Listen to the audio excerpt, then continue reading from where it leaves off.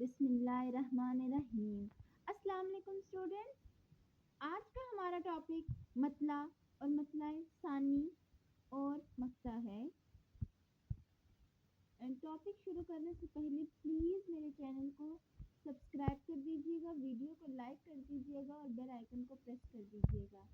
اچھا، اب میں شروع کرتی ہوں آج کا ٹاپک جو بہت ہی سمجھنے والا اور بہت امپورٹنٹ ٹاپک ہے۔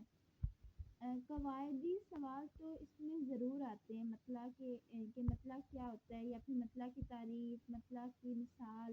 یہ بہت ہی امپورٹنٹ ٹاپک ہے FDIS کا، جو مطلب سال 2 سال بعد تو لازمی آتا ہے۔ تو میں آج آپ کو ایسے پڑھاؤں گی کہ آپ کے جو کنسیپٹ ہے نا اس کا، وہ آپ کے دماغ میں بیٹھ جائے گا۔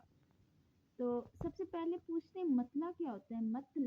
مطلع عربی زبان کا لفظ طلوع ہونے سے نکلا ہے۔ یہ میں اپنی پہلی ویڈیو میں بھی شیئر کر چکی ہوں، اس کا لنک میں آپ کو ڈسکرپشن میں دے دوں گی تاکہ آپ دیکھ لیجیے گا۔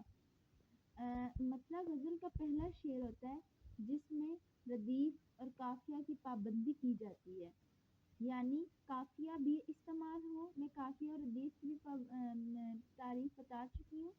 تو یہ قافیہ ہم آواز الفاظ ہوتے ہیں، جبکہ ردیف پے در پے آنے والے لفظ ہوتے ہیں۔ تو غزل کا وہ پہلا شعر جس میں قافیہ اور ردیف دونوں کی پابندی کی جائے، اور اس کو ہم مطلع کہتے ہیں۔ یعنی اگر مطلب پابندی نہیں ہے تو وہ غزل کا مطلع نہیں ہے، اگر پابندی ہے دونوں کی تو یعنی وہ غزل کا مطلع ہے۔ اگر مطلع کے بعد کے شعر میں بھی مطلع جیسا اہتمام ہو تو اسے مطلع ثانی کہیں گے۔ یعنی اگر جو پہلا شعر ہے اس کو دیکھ کر دوسرے میں بھی وہی قافیہ، وہی ردیف ہو، ردیف بلکہ وہی ہو، تو وہ ہمارے پاس آتا ہے مطلع ثانی۔ اچھا، یہ ہمارے پاس مطلع ہو گیا۔ اب مقطع کی طرف آتے ہیں۔ مقطع بہت امپورٹنٹ ہے۔ یہ لفظ قطع سے نکلا ہے، یعنی کاٹنا۔ اب میرے پاس آتی ہے غزل بقصیدے کا آخری شعر جس میں شاعر اپنا تخلص استعمال کرے، یعنی کوئی نام، اپنے نام کا چھوٹا سا کلمی بنا کر اس کو تخلص کی طرح پیش کیا جائے تو یہ شاعر کا تخلص کہلاتا ہے۔ ہمارے پاس یہ مثالیں بھی ہیں، دیکھیں یہاں پر آپ۔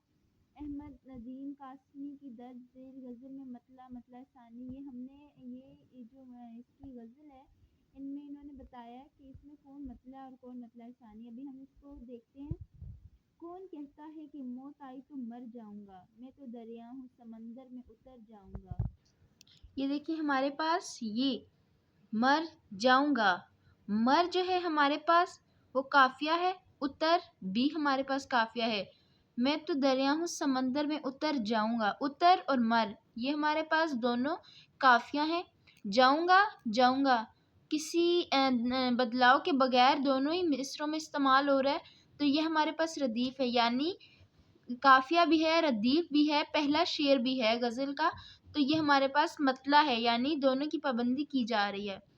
پھر ہے ہمارے پاس تیرا درد چھوڑ کے میں کدھر جاؤں گا، گھر میں گھر جاؤں گا، صحرا میں بکھر جاؤں گا، کدھر بکھر۔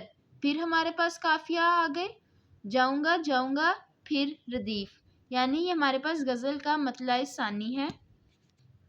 پھر ہمارے پاس ہے زندگی شمع کی مانند جلاتا ہوں ندیم، مجھے تو بجھ تو جاؤں گا مگر صبح تو کر جاؤں گا، یہ ہمارے پاس جاؤں گا پھر ہمیں ردیف مل رہا ہے۔ لیکن یہاں دیکھیں انہوں نے اپنا تخلص استعمال کیا، جس میں نے آپ کو پہلے بھی بتایا، جس غزل کے آخری شعر میں شاعر اپنے کلمی نام کو یعنی تخلص استعمال کرے تو وہ ہمارے پاس غزل کا مقطع ہوتا ہے۔ تو امید کرتی ہوں آج کا لیکچر آپ کو سمجھ آ گیا ہوگا۔ اگر کوئی بھی پرابلم، کوئی کنفیوژن ہے تو آپ مجھ سے کمنٹ باکس میں شیئر کر سکتے ہیں، میں اویلیبل ہوں۔ تو اللہ حافظ۔